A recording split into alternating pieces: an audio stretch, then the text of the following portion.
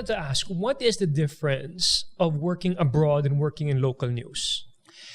You know, Matteo, I learned a lot when I was in local news because I used to make coffee, right? Black, white, latte, Espresso. espresso. 3-in-1. That's the easiest, 3-in-1. I edited. I knew to drive a used car. I knew how to handle a camera. Okay. So I brought this set of talents with me to CNBC in Hong Kong and to the BBC. But they told me, Rico, you don't have to do this. Because with us, you're a broadcast journalist. You are a news anchor. Okay. Your job is to be on air. Okay. So I said, I want to do this. I want to edit. I But want to no. write scripts. I want to do... They said, Rico, don't do that because what's going to happen here is that other people, your other colleagues will tell us, why are you allowing Rico to do that? And that is not his job. Okay. So if I do that other jobs, they will say, oh, why aren't the other anchors or other journalists doing what Rico is doing? So they said, be purely a news anchor and just write scripts and edit scripts. So training here in the Philippines is good. Is very, very good. That's why a lot of our journalists, Matteo, in print and TV are being hired by international news organizations, international publications, Wow. international magazines. Wow. Philippines is conquering the world. Oh, yeah. I mean, we have great writers. We have great writers. Unfortunately, the number of English news anchors is very limited here in the Philippines. That's why many of us cannot really be exported overseas. Because way back in the 1990s, they shifted to Tagalog newscasts because they wanted to cater to a more general audience. Yes, Diane Castillejo told me that. She had to learn and perfect the language too. Perfect the language. See? That's why if you look at the news anchors now, many of them are news anchoring in Tagalog.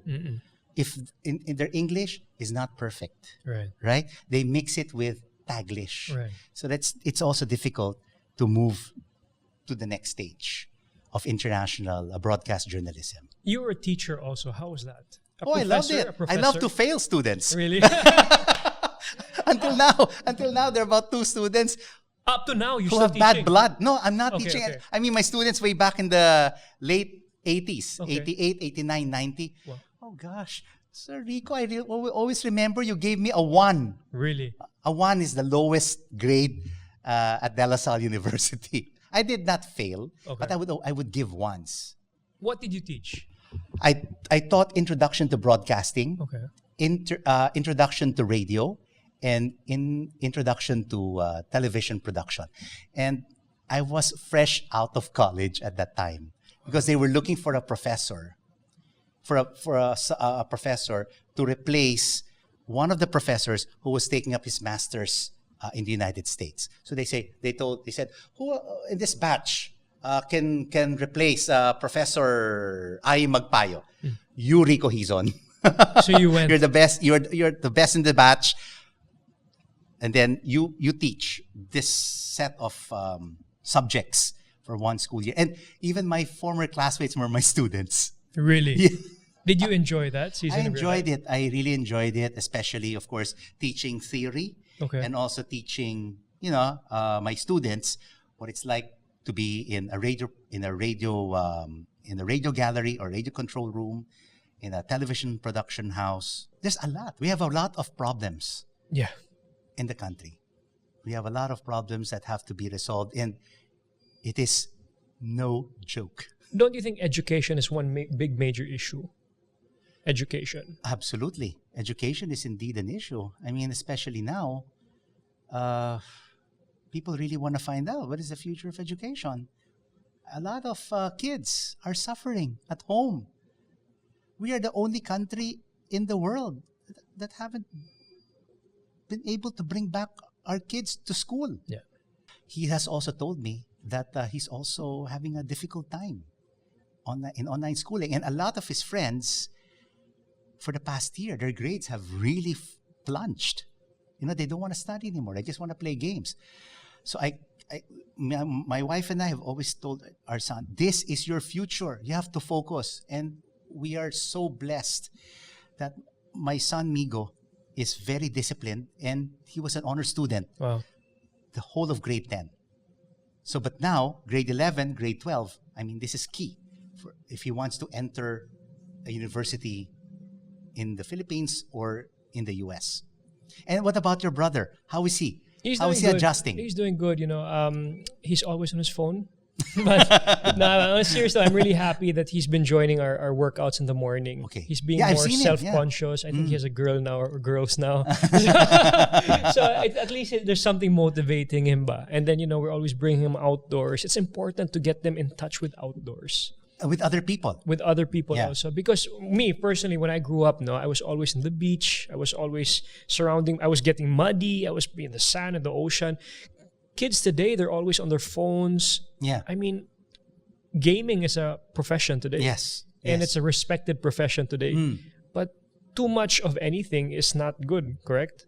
Anything, and not just I gaming, totally but agree with anything. you. So I think a balance for the kids is very, very important.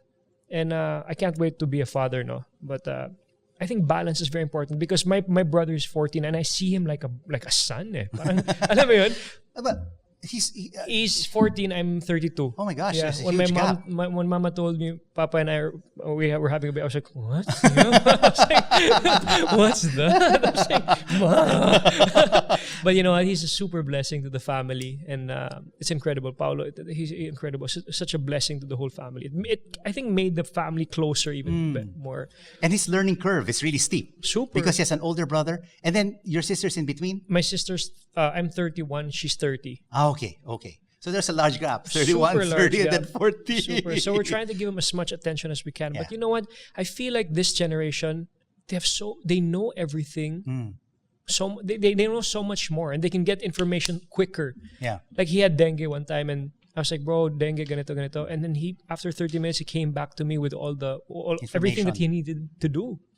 So it's because of Google and things. So much information they can get today. You know, I was asking Kuya Kim, is social media something good or bad for kids? My son doesn't really get into social media. He doesn't even have a Facebook. You don't allow him, or he just doesn't He want? just doesn't want. He's just on Instagram, and he has a few followers here and there, and he watches a lot of YouTube. What about yourself? I want to ask you, how do you deal with bashers? Bashers is a reality, Sir Rico. Yeah. No? But like I always said, you know, after several years in the industry of show business, after 15 years, parang you find your niche, and you realize that you have to use your influence in a more positive light. You can't say yes to everything anymore. Yes. You know, you find your niche. Kumbaga, like the army. That's my advocacy. You know, you say no more often to different projects, and you say yes to quality things, ba? And you create content that you actually want to do. Does that make sense? Yeah. And social media is a very, very big powerhouse to everybody that has to be taken very seriously and respected. I was talking to Kuya Kim a while ago. Sabi ko, don't you think there has to be like a social media etiquette class in school today? Because people out there in social media have a voice. Everybody's kings in social media, you know what I'm saying? So sometimes a lot of the times it's taken irresponsibly. Don't you agree? Well, it's hard to have a regulator, right? So don't you think it's education that regulates everything? I would love to see that. Unfortunately, right now it's to each his own. Yeah. Right? I think it's really up to the parents to teach their kids about social media. So I tell my son, you know, if there's anyone who bashes you, don't engage. Yeah. It's just as simple as that. It's as simple as that. Don't answer because it will just multiply. Yeah. One thing leads to another. Yeah. Just keep quiet or just block that person. Exactly. Yeah. That's the best way. And just, you know, I always tell my friends, just be the best version of yourself all the time. Lead by example. Yeah. And always have positive vibes. Always be positive. proactive. Yeah, be proactive. If people are negative, just be positive. Yeah. Just like you and Sarah are very positive. Positive influence to Thank you. to a lot of people. Yeah. I guess that's you know, if we want progression, also I always ask people, how do you think our country will progress, etc. Just be a positive role model. Yeah. Just keep, you know, be the best version of yourself. So yun. So Rico, to close this whole session, and thank you very much for joining me here. Yeah. Super appreciated. You're the best. You're the best talaga.